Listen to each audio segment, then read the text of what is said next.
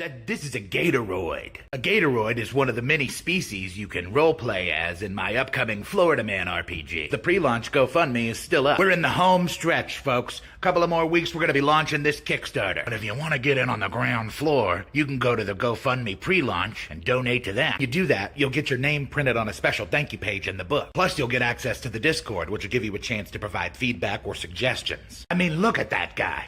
Can't get much cooler than that. If you're watching this on TikTok or Instagram, the link is in my bio. Otherwise, it's in the description. Thank you to all who have contributed and will contribute. Let's make this thing happen. Hey, you know what this is? This is a Gatoroid. Welcome in, everybody. Yeah, we are having slight issues.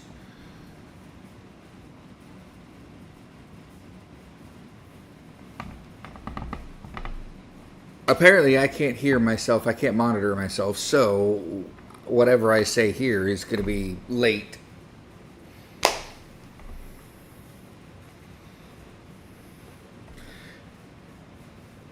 But anyway, we're back. Welcome back after 2 weeks of not having a show. I want to say welcome in.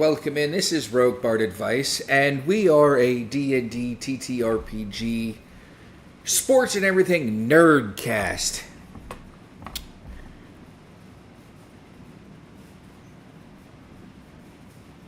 Yes, you guys can hear me loud and clear, and I can hear myself because I have you guys on another thing, but for some reason in the move and everything else, my setup's been messed up, so we'll deal with it. But I want to welcome everybody in. Welcome in Ron, Kirk, Ruby, Don Bluth 84. I don't know who Don Bluth 84 changed their name from, but they are a mod, so they have to be either. Maybe it's Jim. It is Jim. I thought it might be Jim. Welcome in, Jim. Welcome in. You did survive, Kirk. I want to take this time to say that the 2 weeks that I have taken off from this have absolutely been murder for me, and I apologize to you guys. I have been bored out my gourd not doing these things, so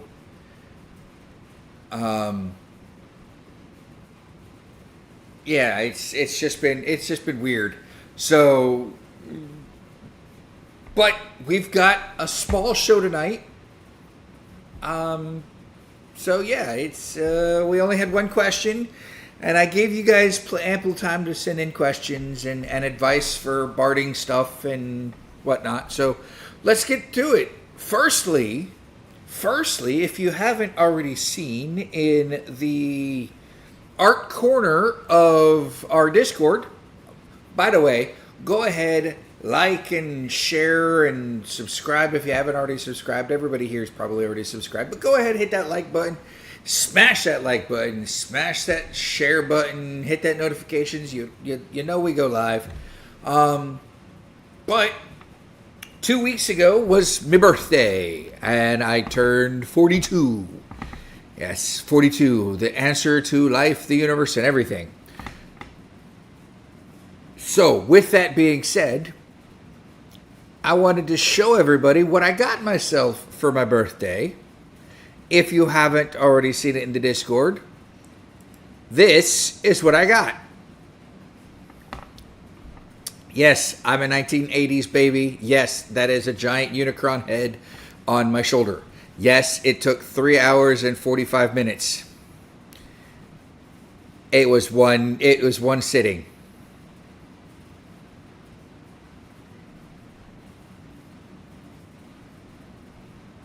So I like it. It covered up my tattoo that was there very nicely, and I am not ashamed or embarrassed to go out with my shirt off anymore. Thank you, Jim. Robo-Worf. It is, well, it may be Robo-Worf's father. It may be Worf's father. I don't know. Who knows?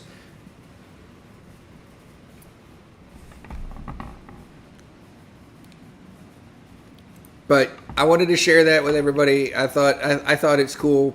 This is a Gatoroid. No, we don't want to hear is one Chaz of the many again. species you can roleplay. We want to go to live. Not that we don't care about Chaz. Trust me, that was completely no. We do care about Chaz. And how drunk were I when I got the original tat? I wasn't drunk at all, actually. The original tat I got for a specific purpose and a reason. And the meaning of it to me still holds, but the meaning of it to everybody else, it just wasn't what I wanted to portray anymore. So, all hail Chaz, our founding bard. Yes, all hail to Chaz. Speaking of, if you guys follow Chaz still on all his social medias, I don't have the new video for this. I don't have. If you got a chance, go pop him a few dollars over in his PayPal, his Venmo, his Cash App. He doesn't have Zenmo, or he doesn't have Zelle, so he's not doing too well for the holiday season. So if you want to go help out the Chaz, that'd be appreciative. The pirate doesn't backstab the bard. I'm actually helping the bard out.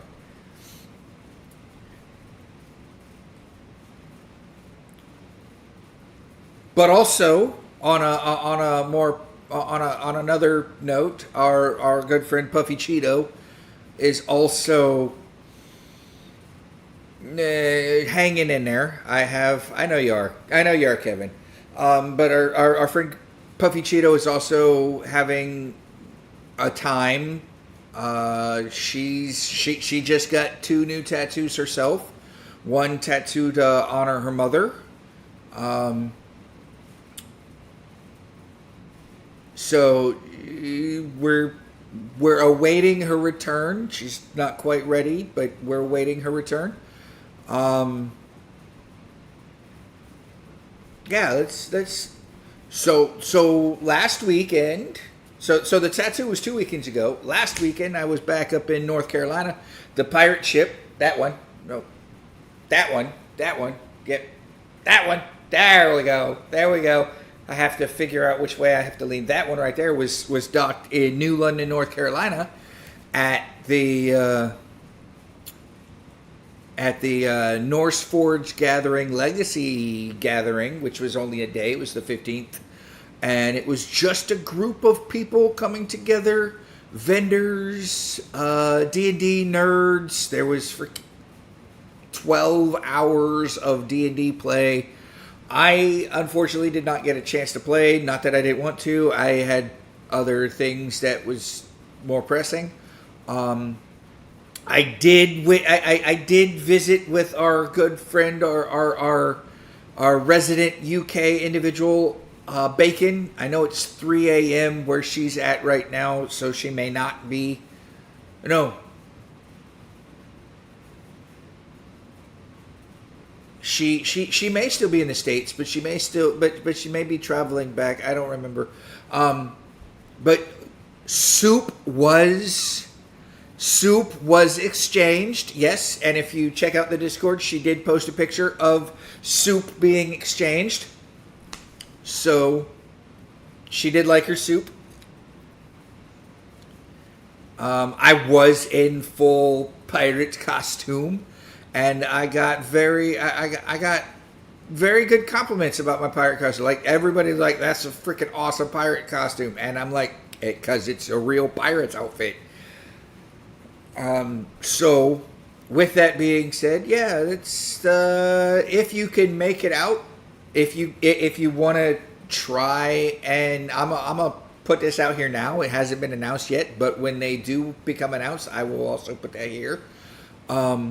Labor Day weekend, May 2026. North Carolina, 3 days.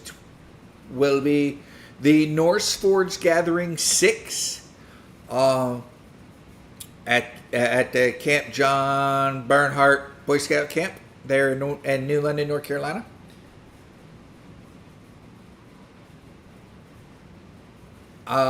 So yeah, it'll be fun. Tickets go on sale probably sometime around the 1st of December. If you guys can make it out, please do. Make it out. We'd love to have you. There will be camping. There will not be RV camping, but there will be regular camping. So yeah, come out, have fun, meet me, meet Norse Forge, meet everybody. Just have fun. Just if you can. I'm not saying you have to, but if you can. And I'm trying to think of things to say, talk about, and do, because tonight's show is just so small. There's not a lot in it. I did make it to a new apartment. We are now in a new location. We are in the port of Tallhassel. We are no longer in the port of the Ville of Gaines. We are now surrounded by more Indians, the Seminoles of Florida State, over the gators of the swamp of the Ville of Gaines. So yeah, and I'll be here until March, April, and then I go back down to the port of Orlando. It's not really LARPing, Kirk. So the Norse Forge Gathering isn't really LARPing. It's more like a Ren Fair. But we do encourage cosplay. We do encourage wear of outfits and stuff. But yeah, it's more like a Ren Fair, but it's a Viking era Ren Fair, and I just happen to be a pirate who shows up to invade the Ren Fair, invade the Vikings. And because what's a pirate than a Viking of the Caribbean? I mean, that's how we're doing it. And you might get some trinkets from me. You might get some of this gold over here that I have acquired. I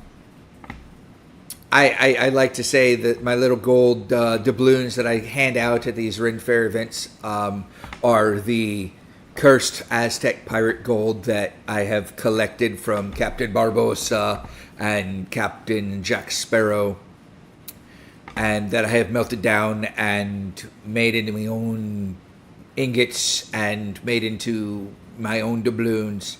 So they may be cursed, they may be not, but they are Spanish gold doubloons. Yes, gold doubloons, Kirk. No soup. No soup.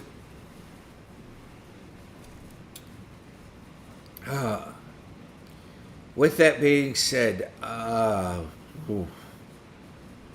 you guys surprised me in the Discord with the Deadly Dungeon.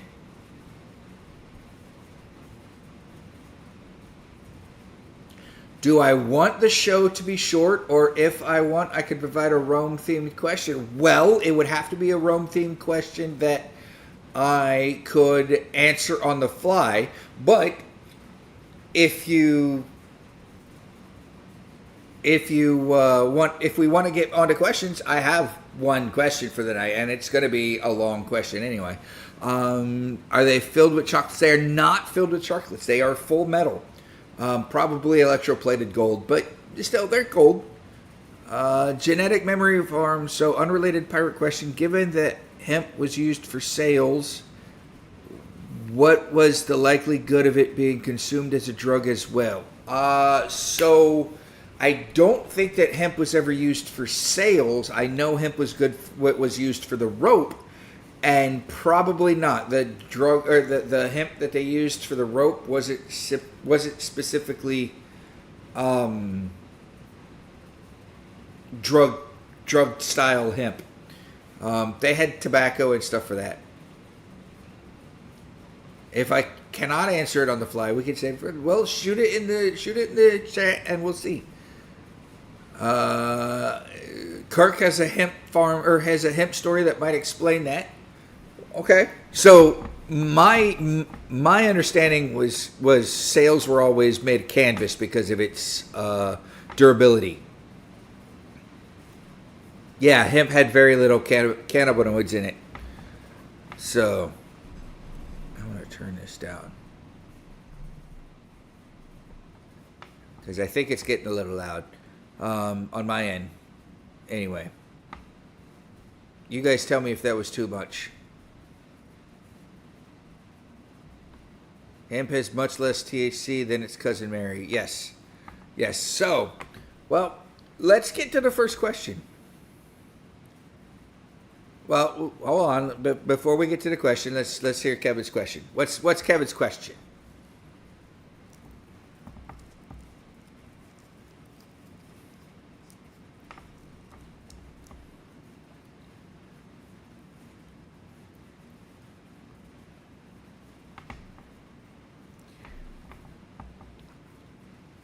By the way, our one and only question tonight, well, it's actually a two-part question. Our two-part question tonight comes from our good friend Kirk.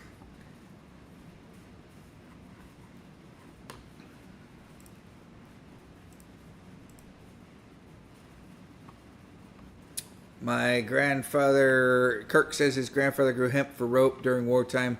It's a weed, so it was all around the edges of his cornfields. Later, kids would turn sick green trying to smoke it. He found that hilarious.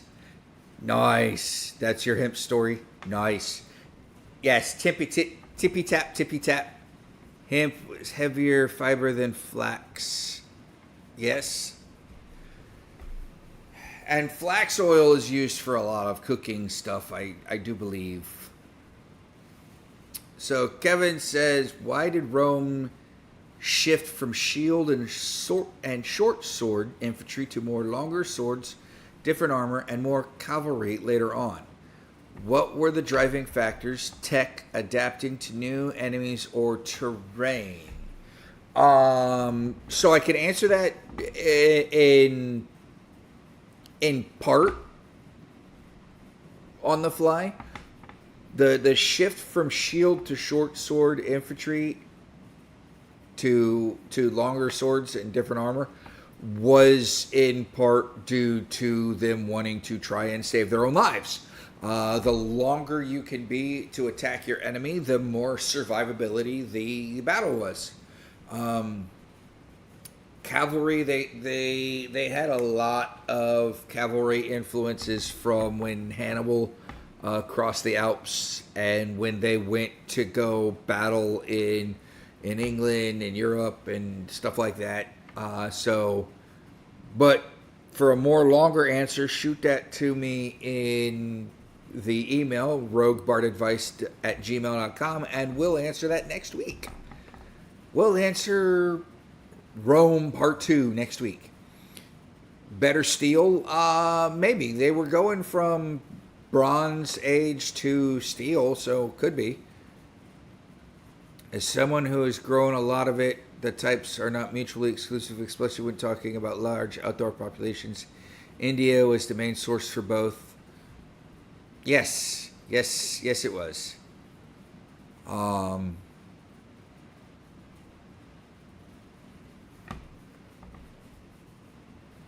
I hate how they changed this. Yeah, who said that earlier? Who said that they get?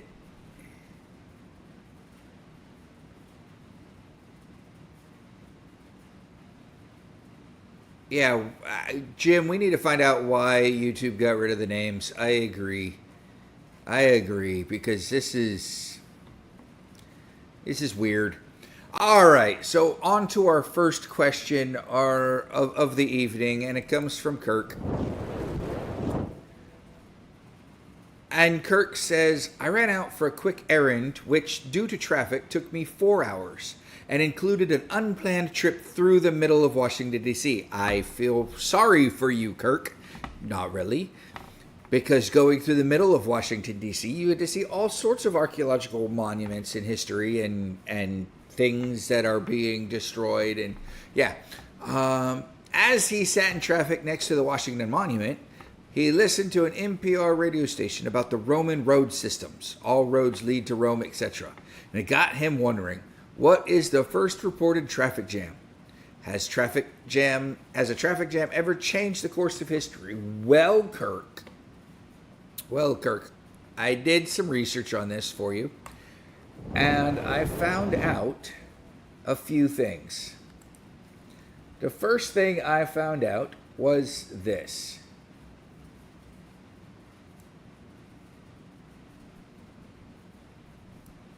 The first widely reported automobile traffic jam happened in Paris in 1898 when a parade of early cars clogged the narrow streets near Place de la Concorde. And yes, traffic jams have at times shaped history, from Woodstock in 1969, where gridlock helped cement the counterculture legend, to the Berlin Wall's fall in 1989, when massive jams at the border crossing symbolized reunification. Congestion has occasionally altered the course of events. Now, that's subjective. While the Paris 1898 automobile traffic jam happened, there was an earlier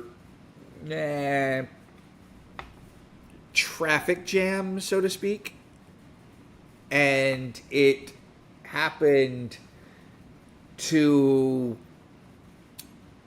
the results of it happened to impose a ban. In 45 BCE, Julius Caesar issued an edict banning most wheeled traffic during daytime hours inside of Rome because congestion was choking the city's streets. He couldn't walk around because everybody had their freaking wheeled carts around. That law only makes sense if jams were already a daily headache.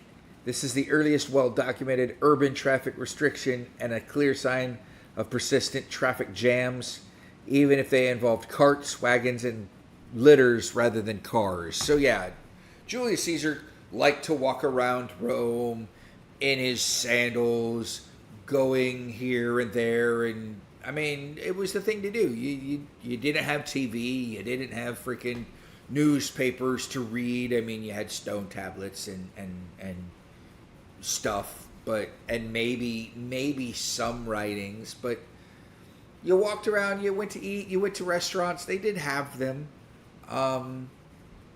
But you couldn't get anywhere with vendors in their carts, kind of like New York and a gaggle of hot dog vendors in Central Park. If you wanted to walk around the park and you had to step over a hot dog vendor every 5 feet, you'd be upset. So he issued an edict saying that you couldn't have wheeled vehicles inside the Rome city limits during daytime hours. So there you go. Kevin, perfect. I just got it.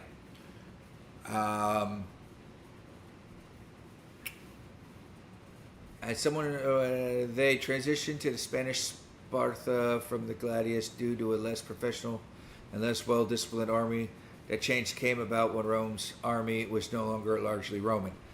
That is actually also true.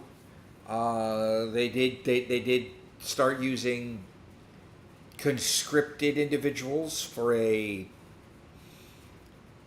Slav army, and not Slav as in S-L-A-V from Slavic countries, but Slav as in S-L-A-V-E. I know it's pronounced slave, but I was trying not to say that word. But moving forward, yes, the transition from a professional army to more of a mercenary army led to some of those changes, and we'll get into that next week. Kirk and Ruby. I'm assuming that's Ruby.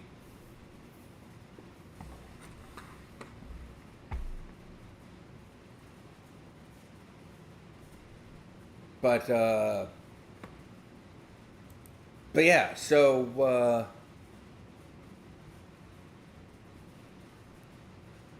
More so along the congestion routes. Congestion has sometimes shaped decisions and outcomes.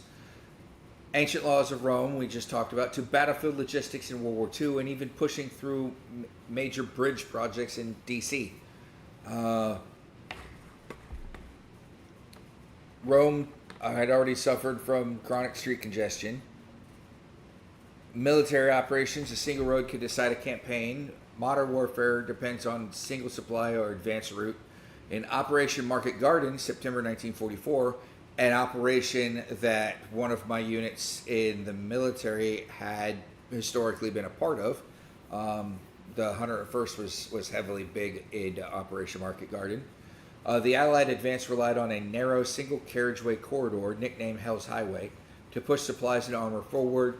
Repeated delays, traffic congestion, and the vulnerability of the road contributed to the failure to relieve airborne troops at Arnhem, turning what might have been a strategic breakthrough into a costly setback. Choke points, traffic choke points, and if you even go back even further than Rome, there is a more familiar choke point, and if you consider pedestrian traffic as traffic jams, you have the Battle of Thermopylae with the Spartans and the Persians, where 300 Spartans clogged the pass and took on the entire Persian army. So, choke points, traffic jams, absolutely can change the face of history. The long delay in building the Arlington Memorial Bridge was broken after a public traffic crisis and embarrassing access problems around major national ceremonies. Record-breaking jams, the 160-kilometer Lyon-Paris tie-up in 1980, or mass border surges around German reunification. We also have. There was one I wanted to cite. It's on the other side. China's 2010 mega jam. The Beijing to Tibet Expressway. It's like 12 lanes each direction, right? And they were backed up for 12 days on the highway. There was a traffic jam that lasted 12 days.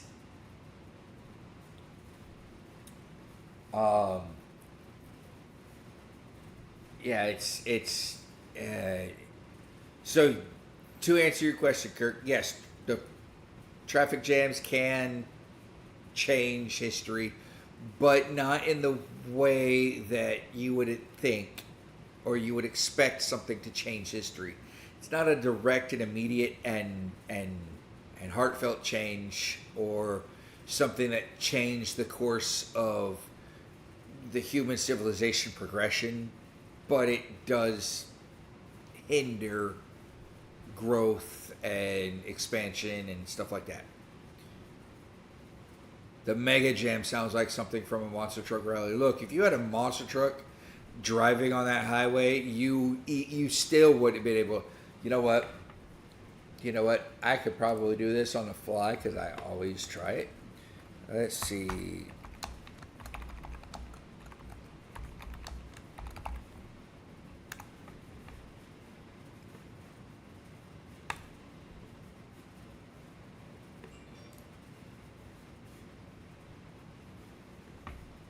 I can. So let's go here. And let's go. We're going to go to Art Corner. And I am going to change the art piece to this. And we're going to go.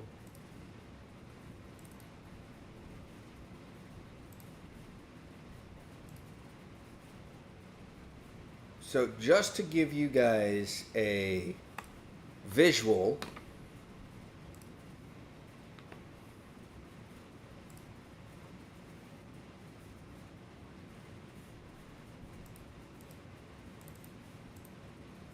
Where did it? Where is it?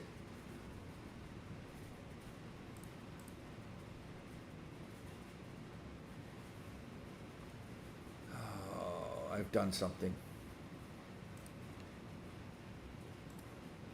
Let me see if I can.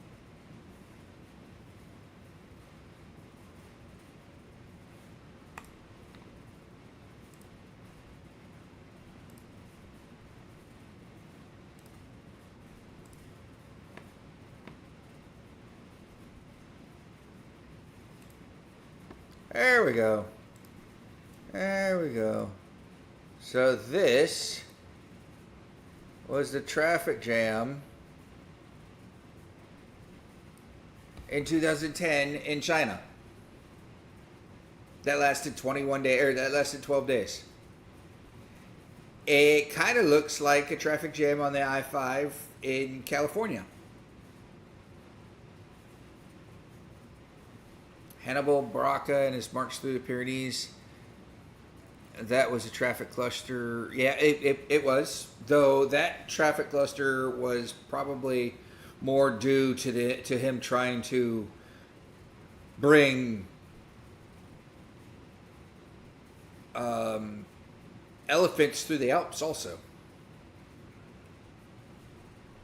Cue the cyberwork music. Yes. Didn't MC5 do Mega Jam? By the way, in the jam that prompted this question, I got a nice view of the Lincoln Memorial, Washington Monument, and passed near enough the Capitol to yell, "Get back to work at it." Nice. Ron's like, that's just a regular day on the 401, the McDonald Cartier Highway. You're probably not wrong, Ron.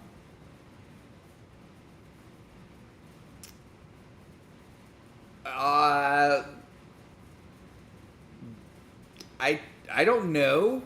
I don't know how they solved it. If they had people running on bikes and stuff in through the area, giving people food or water, but it kind of looks like something that would happen if we had a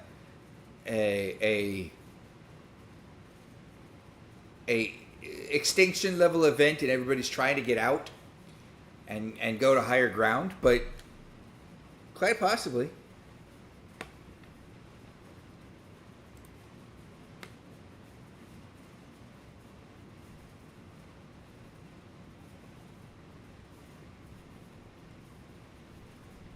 Matter of fact, here's another picture.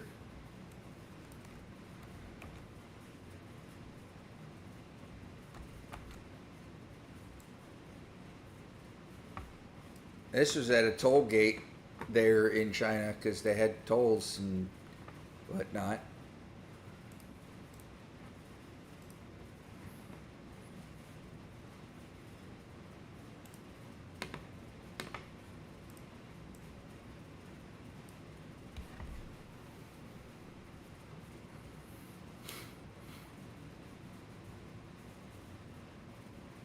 Yeah, it definitely lasted for 12 days.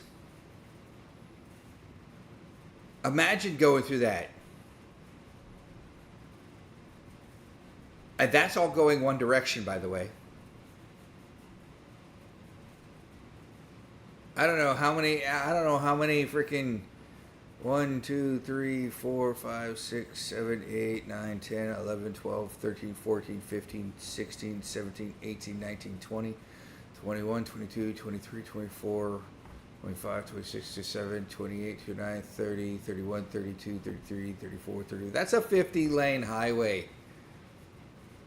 That's a 50-lane highway, everybody.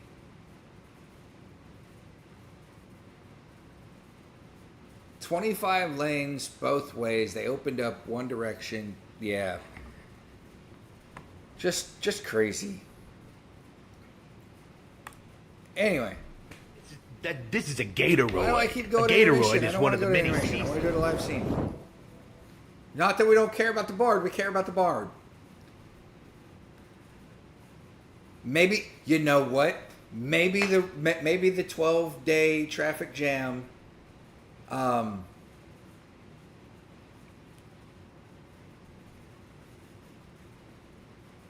maybe it was due to a Gatoroid. Now, to be fair, it wasn't a traffic jam that was stopped. The traffic jam lasted for 60 miles. So, and it only slowed down the vehicles, but the traffic jam itself lasted for 12 days. So it's not like people were stuck there in place for 12 days. Let's clear that up.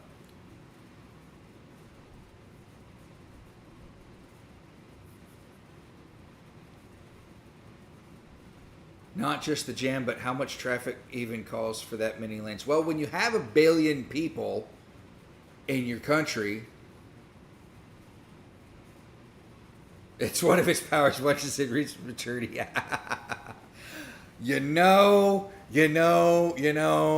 think I'll have to shoot that to Yazik, because I have his ear on that.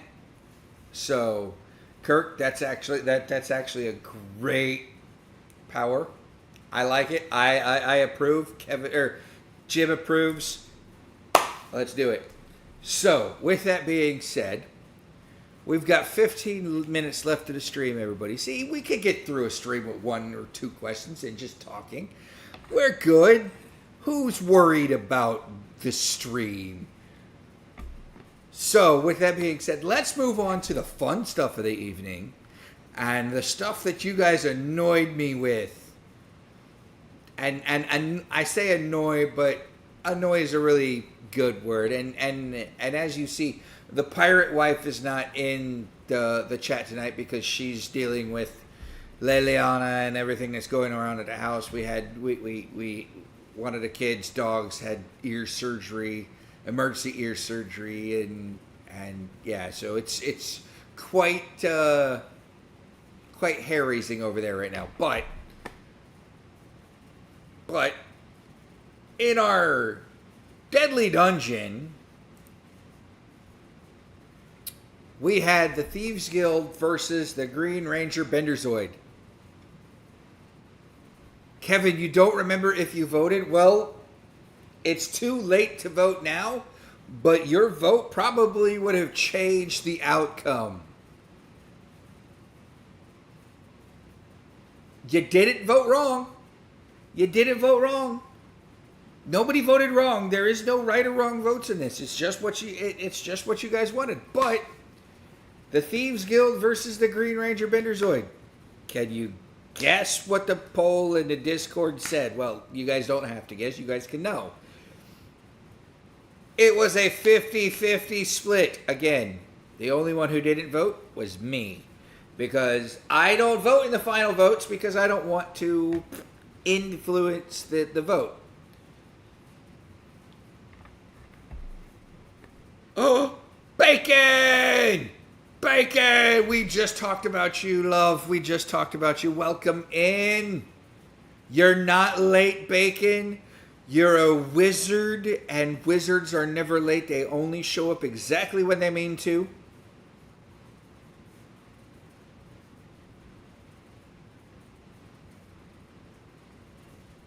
We have Bacon. All is good now.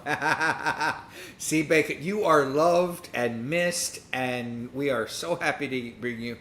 And as a matter of fact, I have to go get something because we'll talk about that in a minute, but I have to go get it.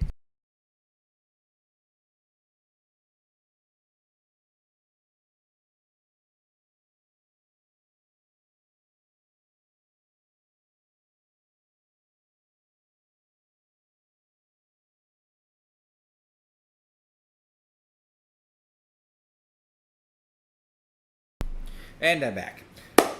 So, with that being said, you're still in North Carolina. I thought you might still be in North Carolina, but I also thought maybe you were traveling and would have been in England. But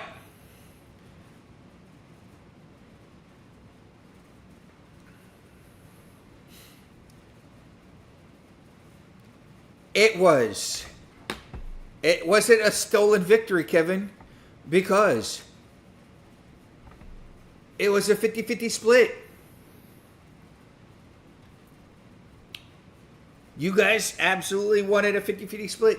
You guys did the same thing for season 1 when it was Azathoth versus Bender. Was it Bender or was it Ultron? Azathoth or Ultron, or Azathoth and Bender? One of the two. But tomorrow is travel day. Oh, tomorrow is travel day. Well, you will be missed here in the States, Bacon, but good travels to you. And we will see you again in May. Now, as for the simulations it brought it to the Thieves Guild 36% wins, and the Green Ranger Bender Zord 64% of the wins. So you all shall have the knowledge knowing that the Green Ranger Bender Zord can beat the Thieves Guild. Which, in reality, if Bender can beat the Robot Mafia, then the Robot Mafia is kind of like the Thieves Guild. It tracks. So, our bracket for our final season looked like this. And that means that the Thieves Guild and the Green Ranger Bender Zord, I just shortened it to the Green Bender.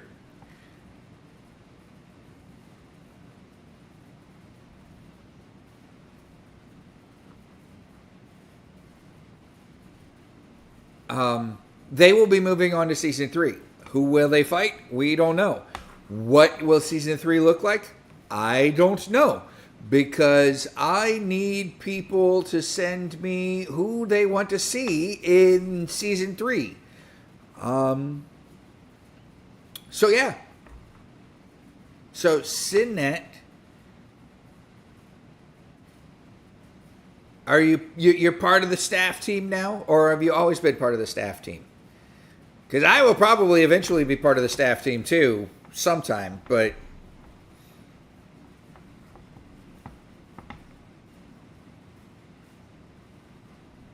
that's my hope anyway. But yeah, so we have not done Chuck Norris, but that's kind of that's kind of gonna be ooh. You know what? For next season, for season 3, I want everybody to send me movie characters. Action star movie characters.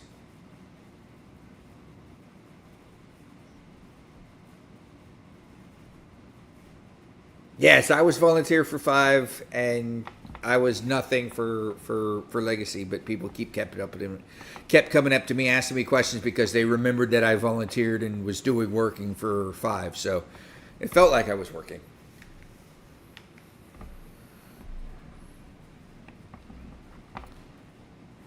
But so yes, everybody send me in either the Discord or in the Rogue Bard Advice chat a list of how many, what do we got? 16? Yeah. 16 action heroes from any movie, and I will randomly select them to put them together, and we'll do an action hero bracket for next season. And maybe we don't put the Thieves Guild and the Green Ranger Bender in there, but yeah.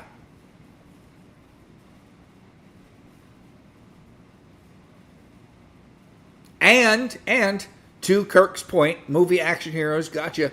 The action hero can be played by the same actor. So if you have Rocky and Judge Dredd in there, yes, you can absolutely have that. Now, if you have Judge Dredd and Judge Dredd, tell me which Judge Dredd. Do you want the 1990s Judge Dredd, or you want the 2000s version Judge Dredd? Because those are two different actors. It's that's Stallone versus Carl Urban. So, but yeah, no, I think that would be phenomenal. And I'm going to put the first two individuals into that bracket. It's going to be, don't send me. It's going to be John Wick,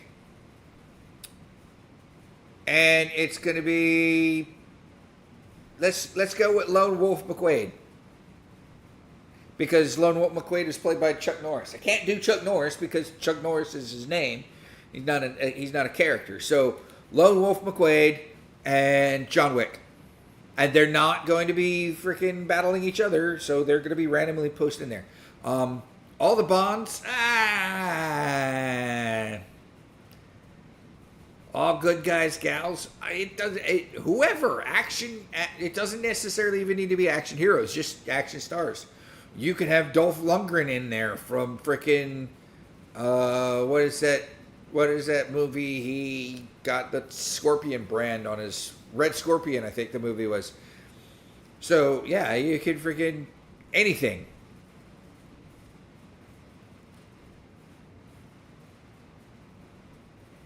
It's Lone Wolf the most. No, Lone Wolf's not his most absurd character. His most absurd character would be any of his freaking characters from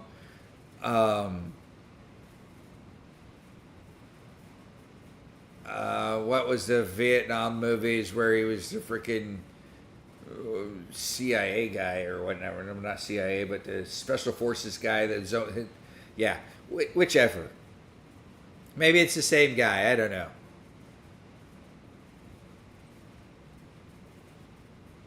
If we have Jack Burton, gotta have Lopan. You're gonna have to, when you send me those, you're gonna have to explain to me who those people are. So,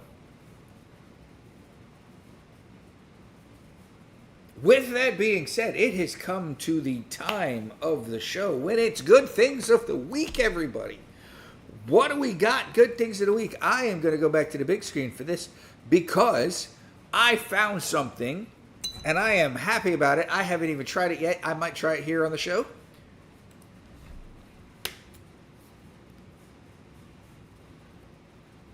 I have a new bottle for my pirate costume, and it's a skull.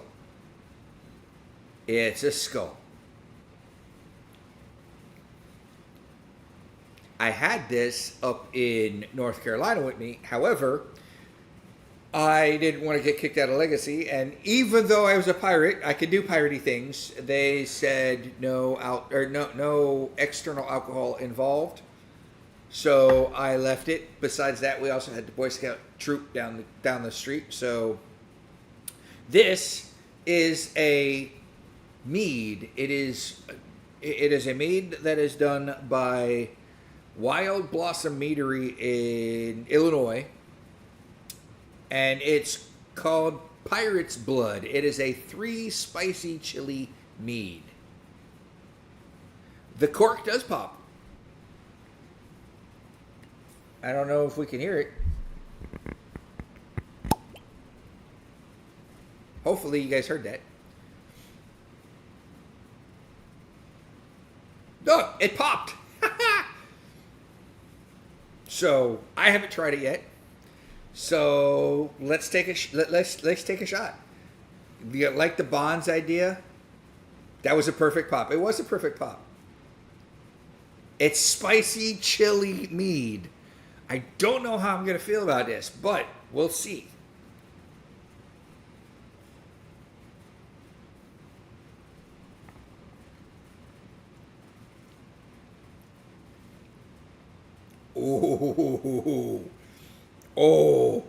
Oh, that's got a bite to it. Yes. Smoky flavor. Spicy. Yes, this is definitely a sipping mead. This is definitely not a chug mead. And I think it's going to go very well with my rums that I got, because I also got a pineapple rum and a banana rum. And I think adding those 3 together for a drink that is called the Crimson Island Cocktail will be absolutely phenomenal. Bacon's drinking a Stardust mead right now. I hope you're not drinking it while you're driving. Smoky, spicy mead. Curious. Yes, check out, Kurt, check out Wild Blossom Pirate's Blood mead. Just Google it and find out if they sell it anywhere near you. If you have a Total Wine and More somewhere near you, they sell it. Otherwise, you might have to get it from the meadery there in Chicago.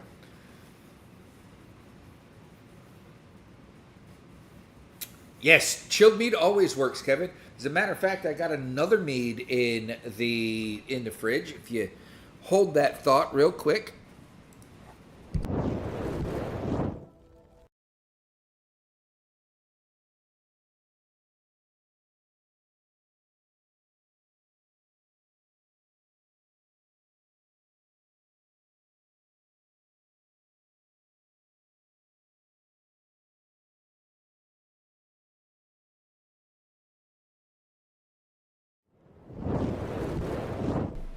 And we're back, and this is going to be a shameless plug because it's even though it's not mine, I will advertise for them because they make absolutely some of the best mead that you will ever find in North Carolina.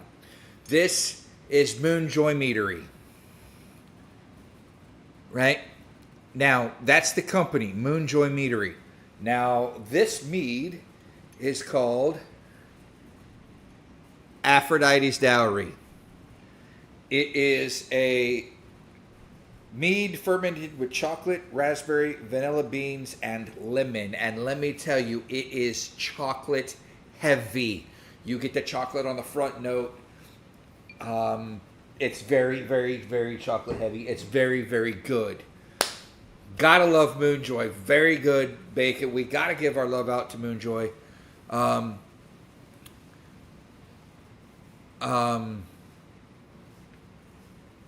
The lemon, no, you don't even taste the lemon, Kevin. It's that chocolatey heavy. Okay? Now, with that being said, in May, if you guys make it down to North Forge Gathering 6 in May, I have partnered with Moonjoy Meadery to make a Pirate's Mead. It is a mead that, and they bottled it the Tuesday before Legacy. And had they known that I would have been there, they would have brought a taster down for me to taste it.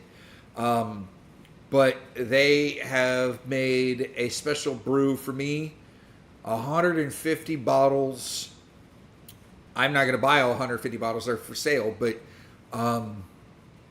it is a pineapple, banana, caramel mead that has been infused with the flavors of rum oak barrel chips.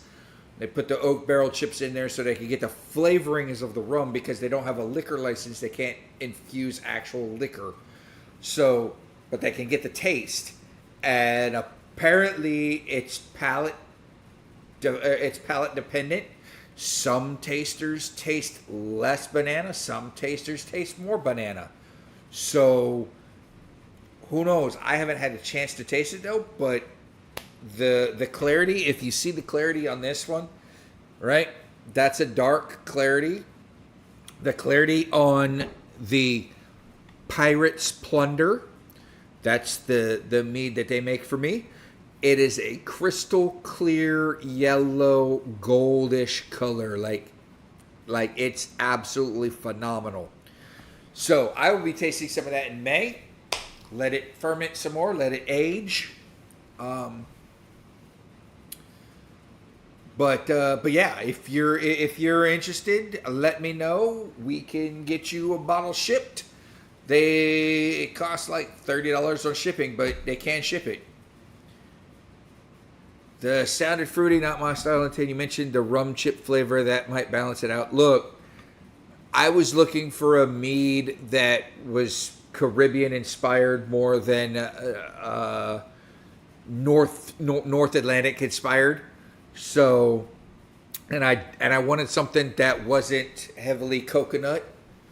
So we went with pineapple banana. They had some extra caramel syrup laying around, so they threw the caramel syrup in there. But yeah, it's according to the Moonjoy owners, it's very delicious. So yeah. So, and if they have the APV on here, so the APV of the Aphrodite's Dowry is 16% RBV.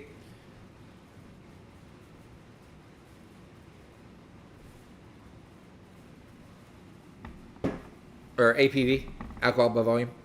So, but yeah, that's my good things for the week.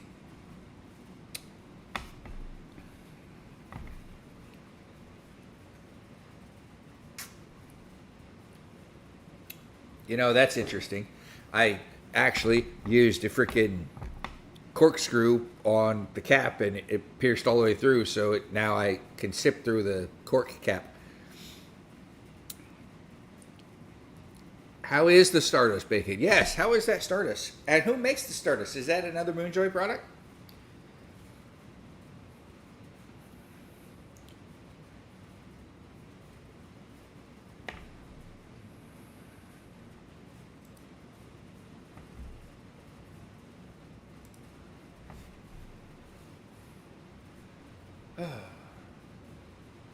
But you all have homework for this for this next couple, or for this next week. Actually, you'll have homework for the next week and a half.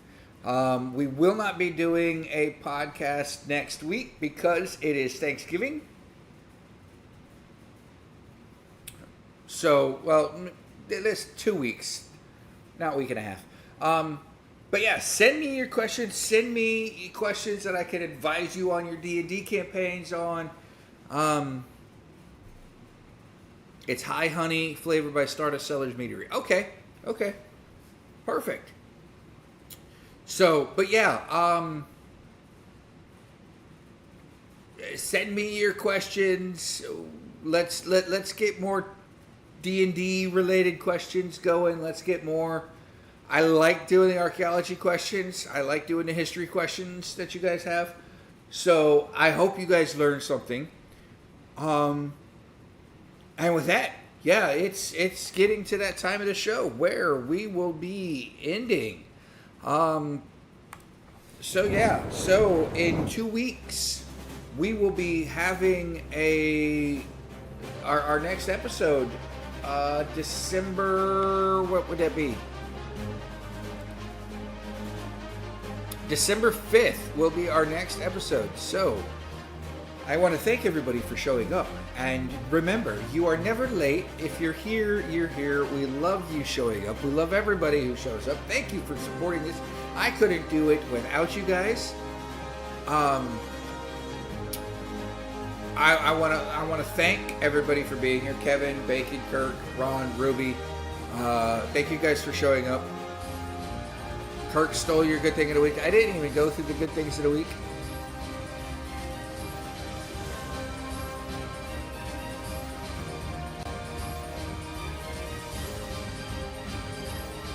Yeah, I will see everybody in the Discord. We are all here on Wizard Time. We all here on Wizard Time.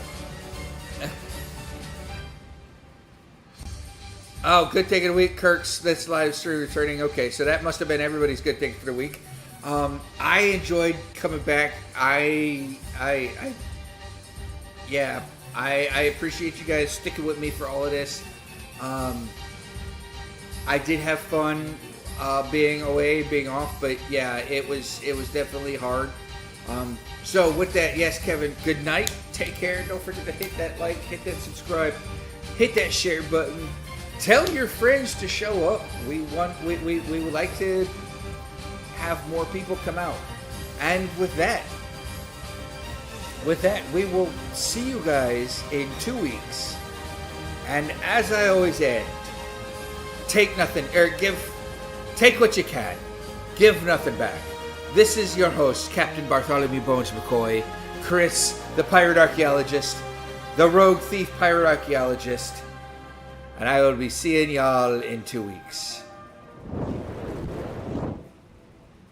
adieu.